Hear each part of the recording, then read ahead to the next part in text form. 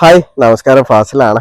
ഇതാണ് നമ്മളെ കുംകട്ട്, അത് ഇസ്രായേൽ ഓറഞ്ച് എന്ന് പറയും. അപ്പൊ ഇത് നമ്മൾ വീട്ടിൽ നട്ട് കഴിഞ്ഞാൽ നിറച്ച് കായ് കിട്ടും, നല്ല രീതിയിൽ തന്നെ നമുക്ക് കായ്ഫലം കിട്ടും. അപ്പൊ എന്നോട് കുറച്ച് ആൾക്കാർ എന്റെ വീഡിയോ കണ്ടപ്പോൾ എന്നോട് ചോദിച്ചിരുന്നു ഇതെങ്ങനെ നല്ല ടേസ്റ്റ് ഉണ്ട്, നമ്മളെ വീട്ടിൽ നട്ട് വളർത്താൻ വേണ്ടി പറ്റുമോ എന്നുള്ളതൊക്കെ.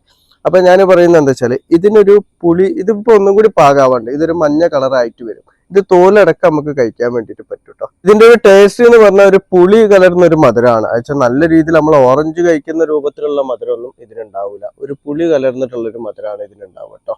അപ്പൊ നമുക്ക് സലാഡൊക്കെ ഉണ്ടാക്കുമ്പോൾ അതിലൊക്കെ ചെത്തിയിടാൻ വേണ്ടിയിട്ട് പറ്റും.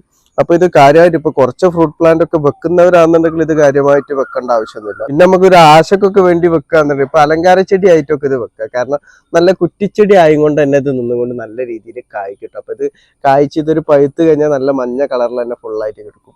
അപ്പൊ ഒരു അലങ്കാര ചെടി ആയിട്ടൊക്കെ നമുക്ക് ഇത് വളർത്താം. അതേപോലെ സലാഡ് ഞാൻ ഒരു ടേസ്റ്റ് പിടിക്കുന്ന ഇപ്പൊ ഒരു പുളിരസമുള്ള മധുരമൊക്കെ പിടിക്കുന്ന ആൾക്കാരാണെന്നുണ്ടെങ്കിലും ഇത് നമുക്ക് നട്ടു വളർത്താൻ വേണ്ടി പറ്റിയ ഒരു പ്ലാന്റ് തന്നെയാണ് കേട്ടത്.